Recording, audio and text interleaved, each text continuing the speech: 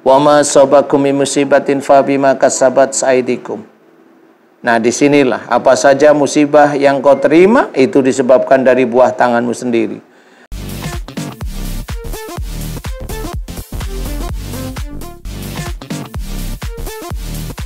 Pemirsa, langsung saja sekarang kita akan mendengarkan tausiah dari guru kita semua, Pak Ustadz Danu. Indahnya doa di antara dua sujud. Silakan Pak Ustadz. Terima kasih Mas Bobi. Sama-sama Pak Ustadz. Bismillahirrahmanirrahim. Assalamualaikum warahmatullahi wabarakatuh. Waalaikumsalam warahmatullahi wabarakatuh. Amin ya rabbal alamin. Alhamdulillah. Pemirsa yang dirahmati oleh Allah, mudah-mudahan di pagi hari ini kita senantiasa diberi kesehatan dan juga hidayah oleh Allah. Amin ya rabbal alamin. Tema kita bagus, indahnya doa di antara dua sujud. Seseorang yang sholat pasti doanya itu sudah sangat hafal. Rabbi firli warhamni wajbuni warfani warzuqni wahdini wa'afini wa'fu'ani. Jadi dari awal dimulai dari maafkan saya, ampuni saya, sejahterakan saya dengan doa yang sangat bagus.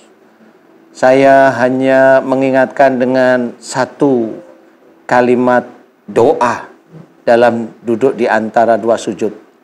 Wa'afini. Berikanlah kesehatan pada saya. Sehatkan saya ya Allah. Itu doanya seperti itu. Yang harus kita renungkan adalah setiap saat kita sebagai seorang muslim doa itu terucap. Kadang sampai menangis karena apa? Pada saat orang yang berdoa itu, orang tersebut ada yang sakit kanker. Ada yang sakit stroke. Ada yang belum sakit. Ada yang sakit yang lain-lain yang banyak sekali. Tapi doa itu belum tentu bisa langsung dikabulkan oleh Allah Ta'ala. Bahkan sampai meninggalnya pun doa itu belum bisa dikabulkan oleh Allah Ta'ala. Jadi bagaimana? Apakah Allah itu tidak mengabulkan doa? Belum tentu. Tapi yang dilihat kesakitan seseorang, sakitnya seseorang itu insya Allah diawali dari perbuatan orang itu sendiri. Wa ma asabakum min musibatin fa bima kasabat aydikum. Nah, disinilah apa saja musibah yang kau terima itu disebabkan dari buah tanganmu sendiri.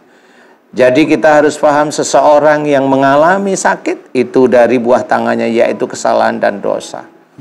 Nah, kalau kesalahan dan dosa itu diulang terus-menerus, akhirnya suatu ketika, suatu keadaan Allah memberikan sakit sebagai penegurnya, sebagai jewerannya, sebagai rasa sayangnya Allah agar seseorang itu atau kita itu kembali ke jalan Allah.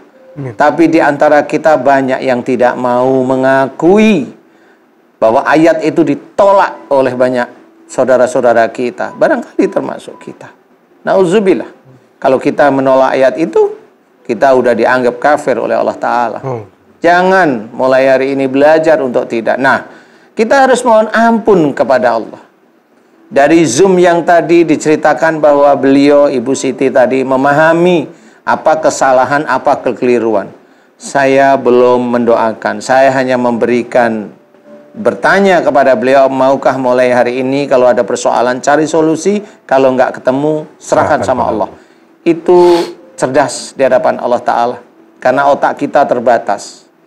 Jangan merasa kita pandai sehingga gontok-gontokan berantem dengan istri, dengan suami, itu juga dilarang oleh Allah Ta'ala. Jangan juga berantem itu adalah bumbu dalam rumah tangga, bumbu neraka ya. Bumbu dalam rumah tangga nggak ada. Nah, itu kuncinya harus difahami. Nah,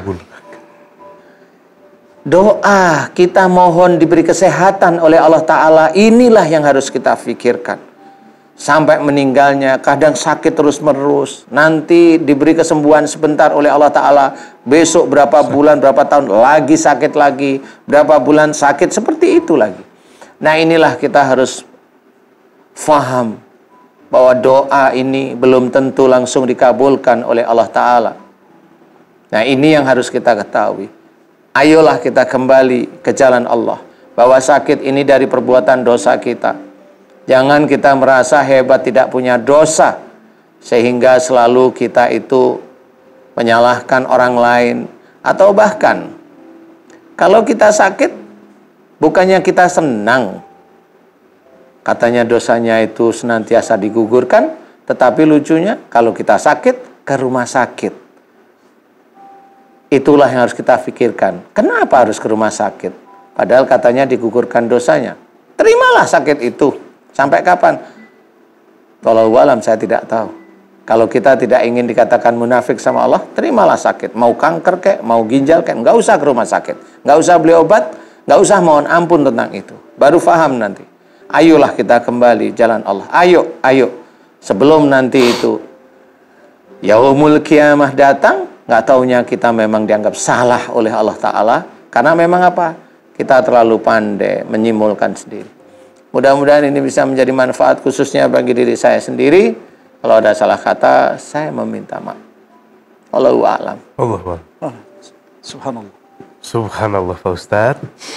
Intinya, kalau sakit itu menggugurkan dosa, ngapain diobatin? Enak dosa kita berkurang terus ya. Benar juga itu. Nanti kita bahas lain waktu Pak Ustadz. Selanjutnya, kita dengarkan dari Ustadz Asep. Tema yang sama, indahnya doa di antara dua sujud. Silakan Pak Ustadz. Terima kasih. Ustadz, mohon izin. Tafadhol Ustaz. Ya. Bismillahirrahmanirrahim. Assalamualaikum warahmatullahi wabarakatuh. Waalaikumsalam warahmatullahi. Alhamdulillahirabbil alamin. Allahumma shalli ala Muhammadin wa ala ali sayyidina Muhammad, amma ba'du. Para pemirsa Siraman Kolbu dimanapun berada yang dimuliakan oleh Allah Subhanahu wa taala, wabil khusus guru kita Ustaz Danu, Mas Bobby yang senantiasa dirahmati dan juga dimuliakan Allah. Amin. Alhamdulillah pagi ini kita bisa berjumpa kembali. Mudah-mudahan perjumpaan ini walaupun jauh tetap membawa kebaikan buat kita dan menjadi pahala yang besar untuk kita semuanya. Amin, ya rabbal alamin. Para pemirsa yang dirahmati oleh Allah Subhanahu wa taala, di dalam kitab Nasahibul Ibad dikatakan, "Fas-salatu ummul ibadah." Yang pertama, salat itu adalah induknya ibadah. Para ulama sering menyampaikan bahwa kalau sholatnya baik, maka insya Allah amalan yang baik pada saat nanti dihisab, insya Allah menjadi baik. Amin. Yang kedua, wa mi'rajul mu'minin. Sholat itu adalah tempat mi'raj, meetingnya antara hamba dengan sang kholik. Maka pada saat kita sholat itu, ya harus bersih pakaiannya, harus suci tempatnya, harus suci segala-galanya. Celakanya saat kita mau sholat, ini berbeda. Kalau kita datang kondangan, pakaiannya kira-kira bagus nggak Mas Bobby? Bagus insya Allah. Masya Allah. Tapi saat kita sholat, kadang-kadang seadanya. Kasal. Ini kan jadi kebalik. Seharusnya menjumpai Allah itu harus lebih baik. Kenapa? Mi'raj. Makanya sekali-kali bolehlah bapak-bapak ya, kita mau sholat itu pakai jas, pakai dasi. Ke masjid pakai jas, pakai dasi. Ditanya mau kemana? Mau sholat. Kenapa pakai jas, pakai dasi? Bertemu dengan Allah, meeting. Ibu-ibu, kalau saya bertanya, kira-kira di rumah punya mukena yang bagus nggak? Punya. Dipakainya kapan? Setahun sekali pada saat sholat id. Sekarang di mana mukena yang bagus itu? Seharusnya meeting dengan Allah pakai yang terbagus. Mi'raj. Yang terakhir di dalam kitab Nasahibul Ibad dikatakan wa munajjatur rabbul alamin, bahwa salat itu tempat bermunajat, berdoa. Para pemirsa, dari mulai takbiratul ihram hingga salam, maka sesungguhnya salat itu isinya banyaknya doa. Baca Al-Fatihah, iyyaka na'budu wa iyyaka nasta'in. Hanya kepadamu aku beribadah dan hanya kepadamu aku meminta. Bukankah itu doa? Betul. Masih banyak lagi dan salah satunya adalah pada saat kita berada di antara dua sujud. Kita semua ketika sholat, kecuali sholatnya yang terburu-buru, ya, pada saat sholat kita selalu mengatakan Rabbighfirli, terus warhamni, terus wajburni, terus warfa'ni, warzukni, wahdini, wa'afini, wa'fu anni. Ini semuanya pasti insya Allah bisa lah. Ini indah, nikmat. Tapi pertanyaannya, indahnya apakah hanya ketika dibacakan saja atau efeknya kira-kira Mas Bobby? Efeknya sih, Bos. Efeknya harusnya. Maka dari itu tidak cukup hanya mengatakan Rabbighfirli, tetapi kehidupan sehari-hari tidak mencerminkan orang yang meminta ampun kepada Allah.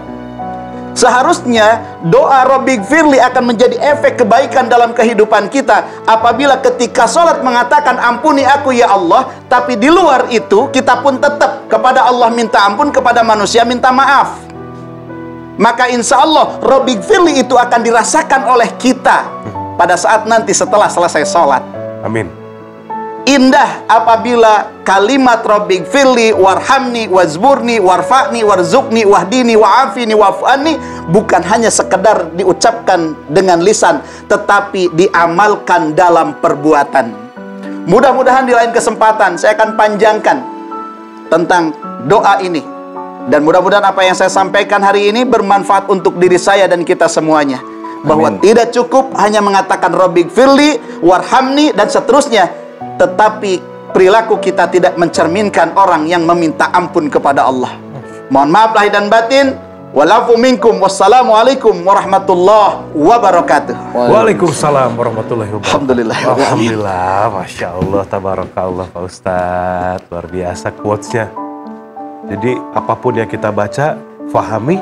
Kalau sudah paham, diamalkan atau dikerjakan. Iya. Baru terasa ya. Kebanyakan saat ini hanya dibaca saja. Baca saja. Hanya diucapkan saja. Mudah-mudahan kita semua bisa mengerjakannya. Lillahi ta'ala karena Allah. Amin.